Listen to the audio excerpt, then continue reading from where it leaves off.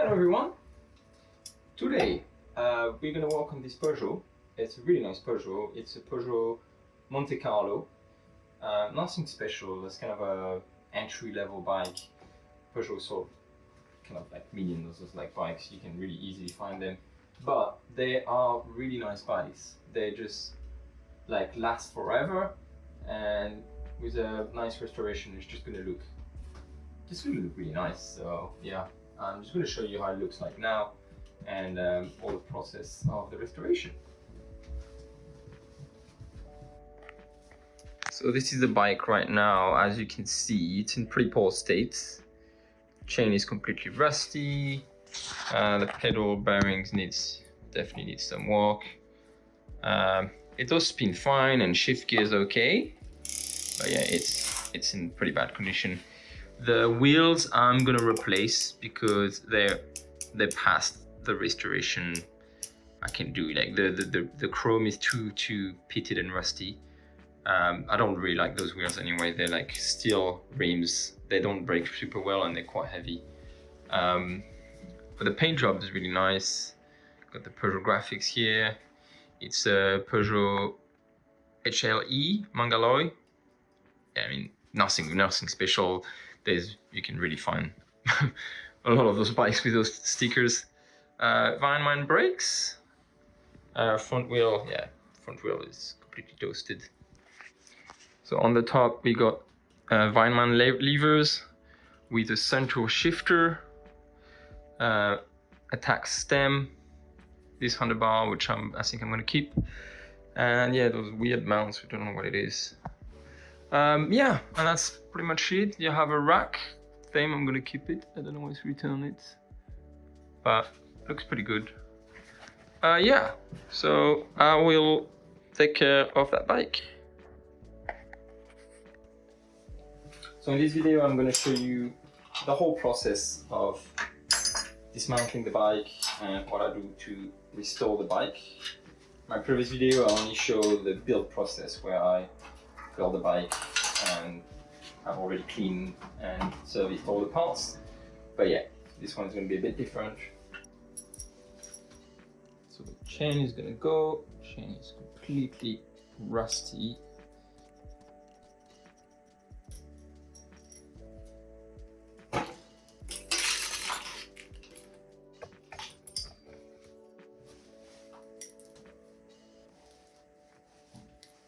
I mean, look at this. This bike has been sitting outside for a while. Remove the rear wheel.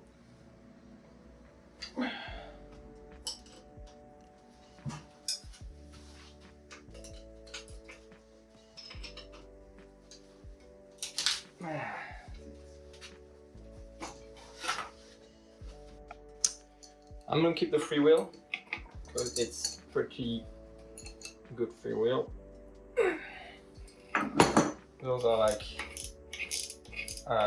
the old freewheels I find are better built than modern ones.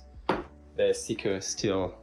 You can see it's a Maillard from France, made in France. Actually, it does spin really nice. Actually, maybe just removing the rust with a brush, but yeah, I'll keep that. And we got a nice sport protector actually. People hate those things. I don't hate them particularly, but look at that. That one has a metal center.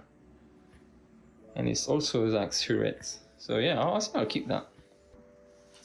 Now we're gonna remove the pedals. For the pedals, what I usually do, because they usually tend to be quite stuck, is use a strap that I attach to the crank arm like this, and oh, that is not 15, that is 17. Does happen? Yep. And you always like undo it by the opposite direction of where you pedal. Actually, that was not too stuck.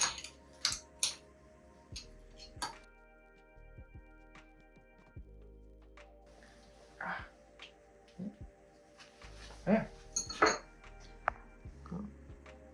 And you car. Oh, nice pedals.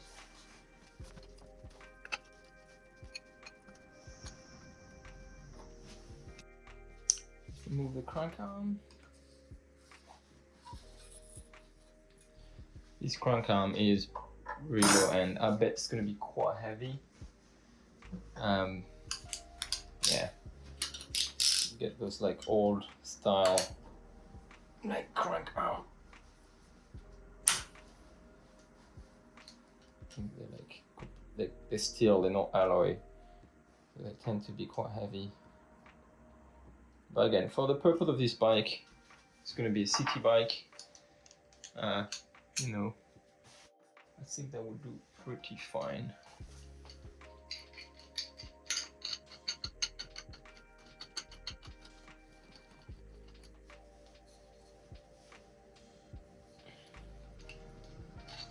Yeah, it is quite heavy.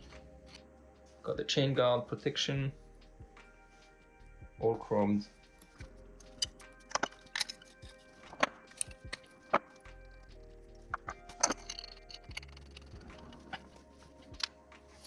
This is a bottom bracket I don't like. It's a FAG. It's made in Germany. They require special tool, and because they're made of plastic, the cups they tend to break. Yeah. Let's do brake levers.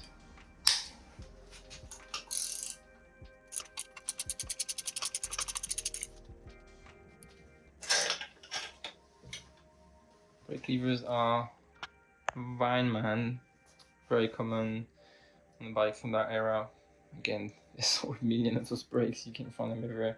So this one is slightly better than the one you normally find, but yeah, side pull.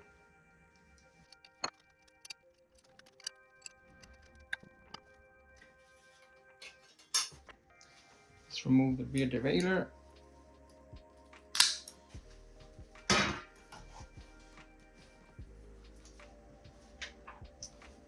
So this is a Zach's derailleur, and I think you remove the cover.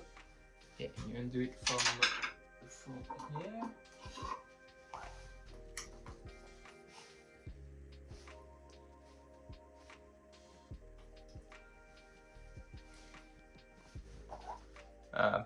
Yeah, those derailleur, they work pretty fine.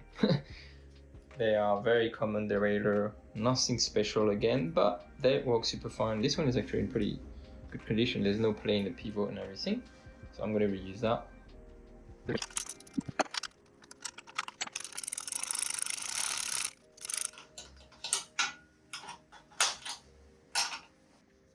Let's remove this ugly mount.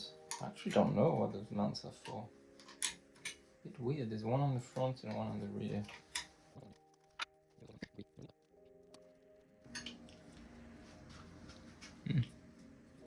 Really not sure.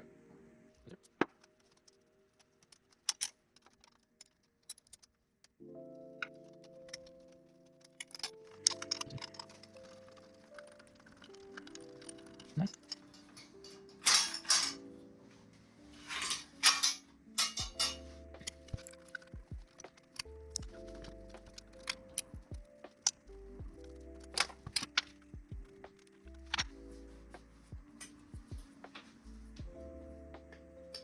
I hope it's not seized. No, that is very easy to remove. Ooh, look at that. I think that has been replaced. Yeah. Ah, easy.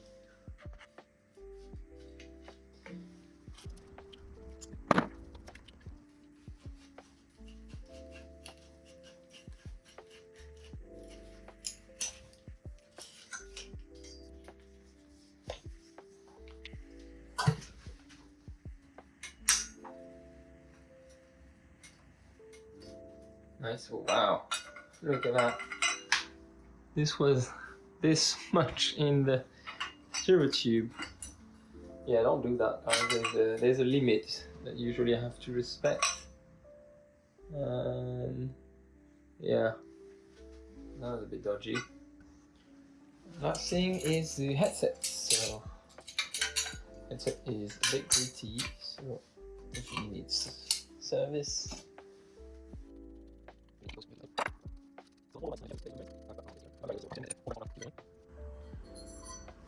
And that's it.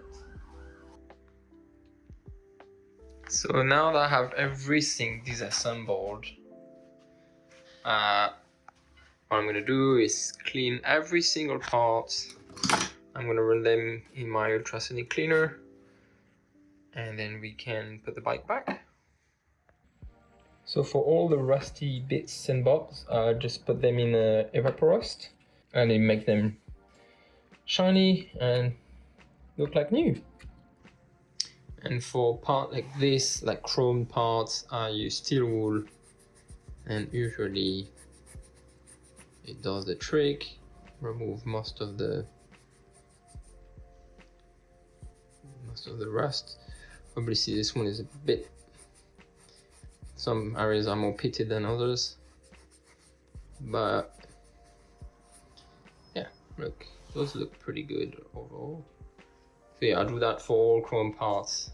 Yeah, I'm not going to show everything, it's going to be too much to show in this video, but yeah, that's kind of the process. And then all the dirty parts, I mean, they're not super dirty, will go into the ultrasonic cleaner.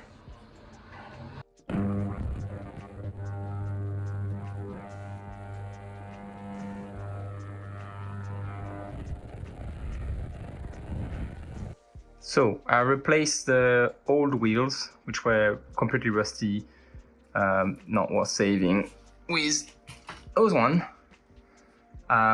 They're just like basic wheel with Quando hubs, but they will do fine. And I fitted some 28C tires on it, tan wall. It's gonna look very nice.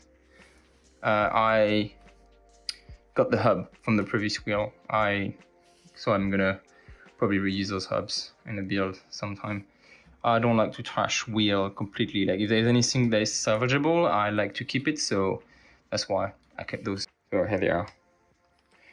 And the good thing is when you remove them, you can really polish them nicely because you don't have the spokes in the way. So yeah. And now I'm gonna take out the frame. The frame is pretty good condition, but I'm still gonna polish it and remove all the scratch. I use this turtle wax scratch remover, which does an okay job. And I'm just using this moment to thank everyone that follows me. And if you're new to the channel and like what I do, like please consider subscribing.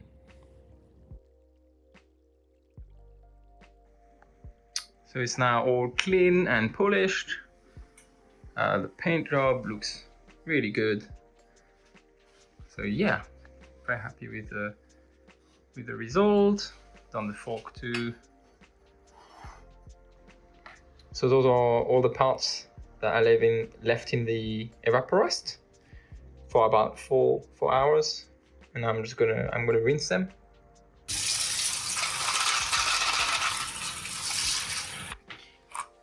And then what I do is I just wipe them off, all of them, with a clean rag. But yeah, like you see that part, most of the rust is gone. Pretty good job.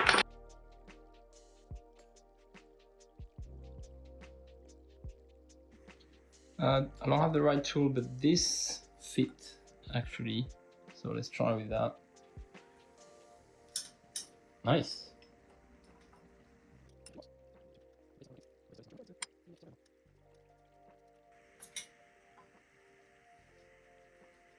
Wow, spin's really free now. Maybe it was too tight. Okay, just gonna remove it and inspect. Hopefully that works on that side.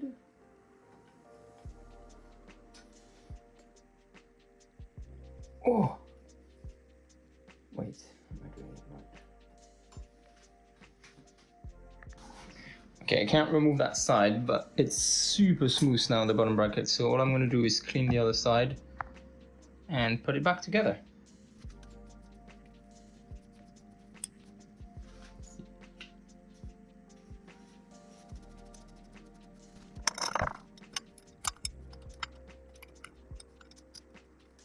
Yeah, I think it was just too tight. Nice.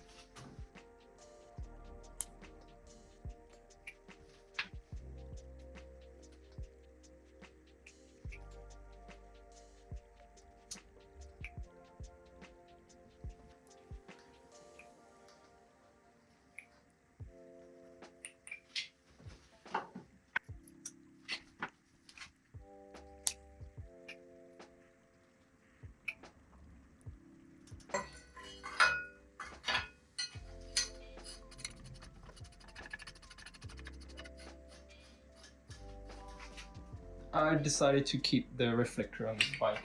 So put it here.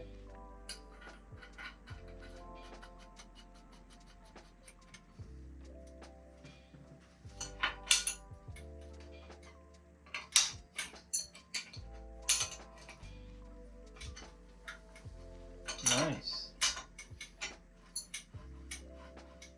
And smooth. And now I'm just showing the before after of all the parts I've cleaned.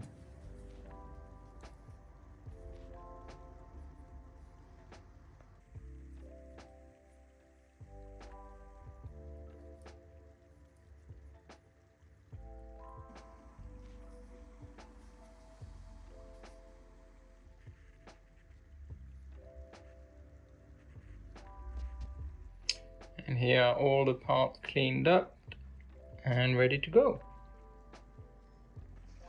Now I'm going to install the stem and handlebar.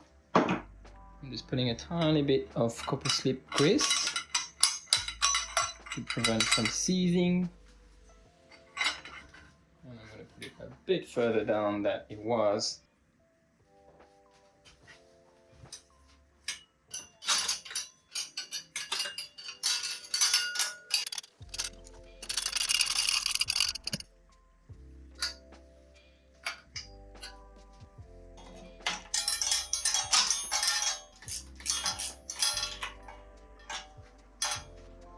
And I'm also going to install the rack.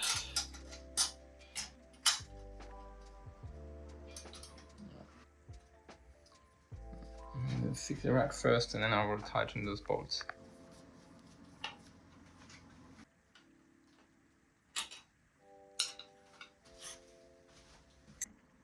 So what I'm doing now is I'm going to space the dropouts a bit more. Currently they're at 126, but I want to put 7 speed on this bike with the new wheels. So I need to space the dropout to 130. So you can do that on steel frame, not on aluminium, because steel is more, how do you say, compliant, can bend without breaking. So what you do is you basically, I'm going to use this rod and nuts to like spread the frame past 130, and then I will measure slowly. I will just do that a few times and measure until I get to 130. And it's a nice way to upgrade those old bikes to slightly more modern gears. Otherwise you're kind of stuck with 5 or 6 speed, which, especially because that bike doesn't have a front derailleur, I think 7 speed is going to be a nice upgrade. And I would normally do this with just the frame before I install everything. I kind of forgot, that's why I recommend you do that on a bare frame. So now I can measure, and I am at 150 roughly. So now I'm gonna undo this. Alright, let's measure.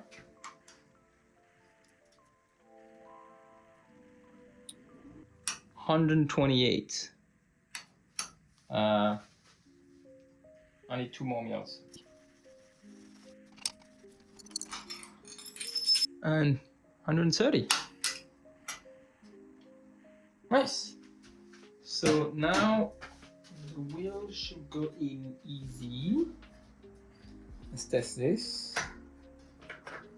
Nice. And I'm just going to check the alignment of the frame, because when you do this, you can put the frame out of alignment. So to check the alignment of the frame, I just use a piece of string that you put around the headset and through the dropouts. So what you're going to do is measure the distance between this string and the head tube and the seat tube, and on each side, and it should be the same number. So if it's a different number, that means your frame is out of alignment. So here I have 4, that's 3.2, so 8 mils. So I need to put that frame this side 4 mil that way, and push this side 4 mil here. For that job, I use this tool, Park Tool FFS2, which I can use to like grab the frame and pull out. I'm going to show you that here. So I'm gonna put it here, and then pull out slowly. And on the other side, I'm just gonna push that drop out down. It's not a very precise job, it's quite hard to get it right, but with a few trial and error, you can get it right. 3.7.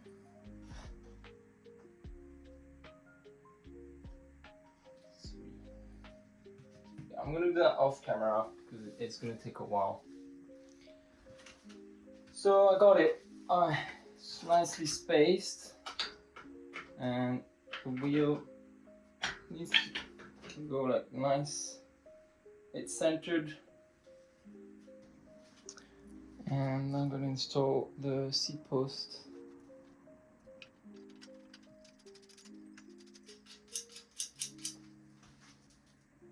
Putting adhesive grease on it.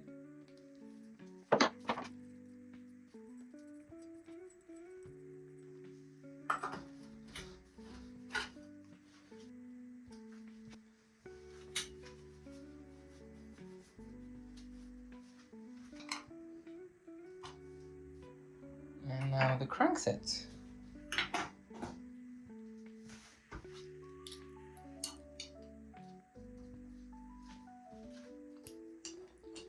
By the way, I don't think that bike got used a lot. Looking at the parts on it, they were a bit dirty, but they were not like worn out. So that's a good sign. The other side. Nice. Spins very nicely. Yeah, oof. It's tight. Hopefully I can adjust the mud guards so they fit nicely.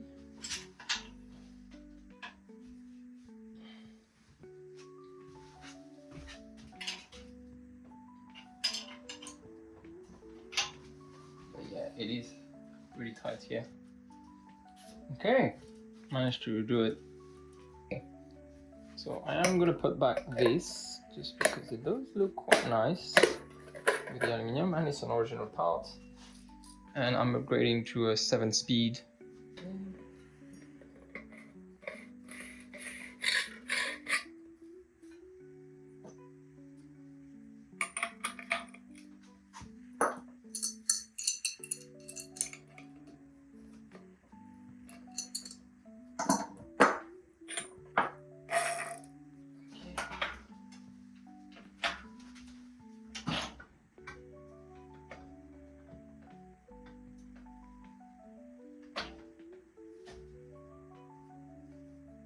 Okay, goes in.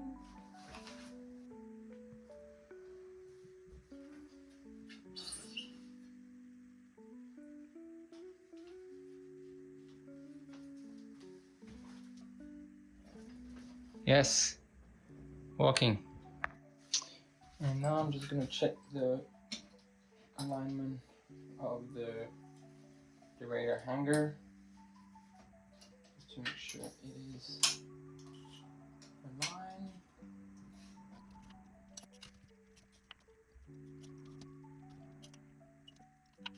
Okay, looks like it is. And let's install the derailleur. Nice. And put back the cap.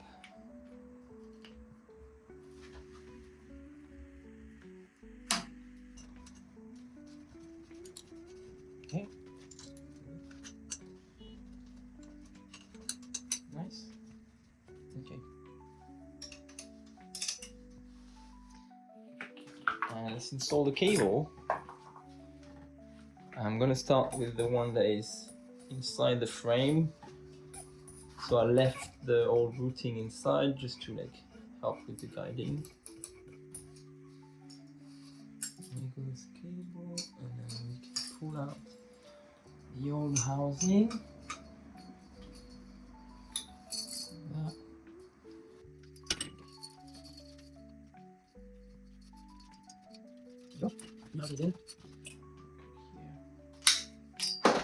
So one thing to note on vintage bike like that, sometimes, so here you can see the routing is coming from the bottom.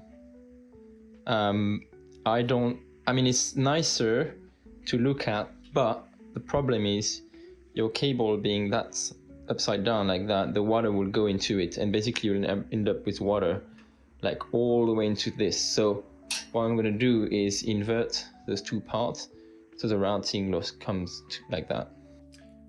So all you need is 8mm Allen key, wrench, and you can invert those two parts.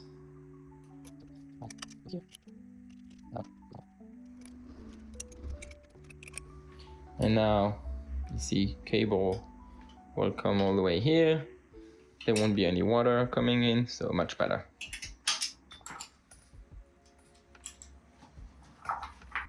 This thing first. Cable stop. For the front, I'm going with this turquoise color. To kind of, I'm reusing the colors that are on the logo. You have a bit of turquoise, a bit of pink, a bit of yellow, and a bit of white. So that's a nice way to bring a bit of color. Okay.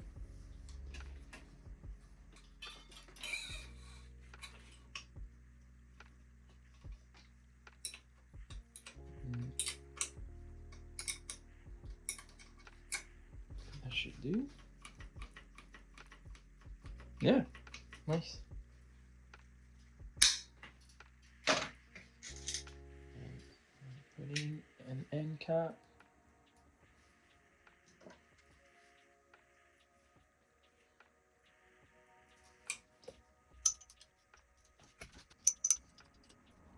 And I'm just gonna put a clip here to just hold the cable in place. And yeah, I'll just have to center the brake. And one trick to center the brake, especially those vinyl brake, is to use a 4mm socket, and it fits perfectly here. And you can basically like move the brake until it's centered.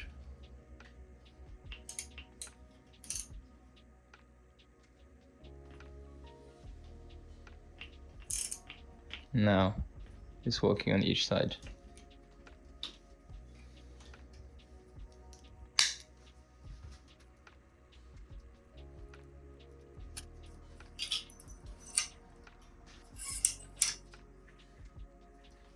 And for the derailleur, I'm going yellow cabling.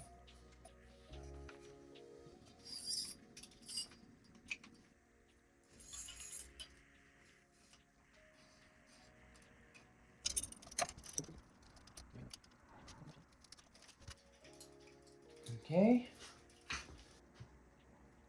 And now the quick release.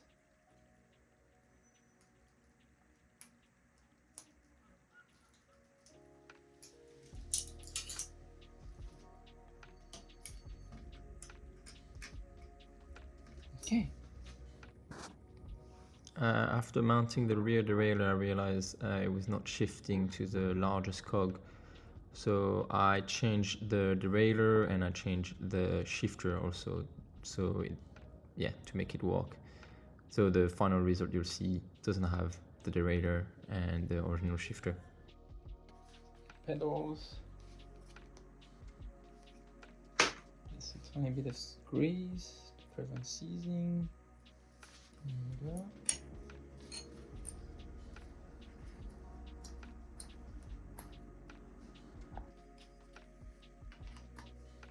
Okay.